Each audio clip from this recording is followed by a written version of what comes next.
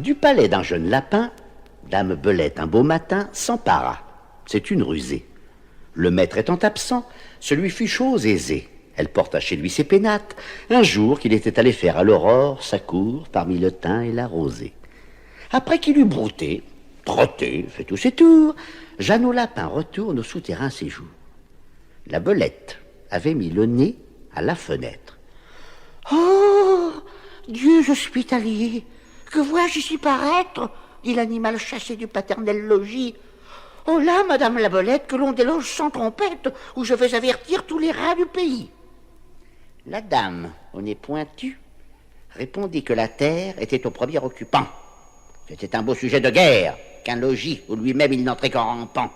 Et quand ce serait un royaume, je voudrais bien savoir, dit-elle, quelle loi en a pour toujours fait l'octroi à Jean, fils ou neveu de Pierre ou de Guillaume, plutôt qu'à Paul, plutôt qu'à moi.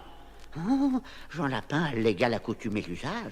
Ce sont, dit-il, leurs lois qui m'ont de ce logis rendu maître et seigneur, et qui, de père en fils, l'ont de Pierre à Simon, puis à moi, Jean transmis. Le premier occupant, est-ce une loi plus sage? Or bien, sans crier davantage, apportons-nous, dit-elle, à Ramina Grobis. C'était un chat, vivant comme un dévot ermite. Un chat, faisant la chatte-mythe, un saint homme de chat, bien fourré, gros et gras, arbitre expert sur tous les cas. Jean Lapin pour juge l'agré. Les voilà tous deux arrivés devant sa majesté fourrée. Grippe-Minot leur dit: mes enfants, approchez, approchez, je suis sourd, les gens sont la cause. L'un et l'autre approcha, ne craignant nulle chose.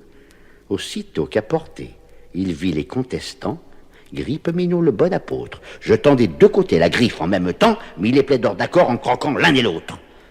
Ceci ressemble fort au débat qu'ont parfois les petits souverains se rapportant au roi.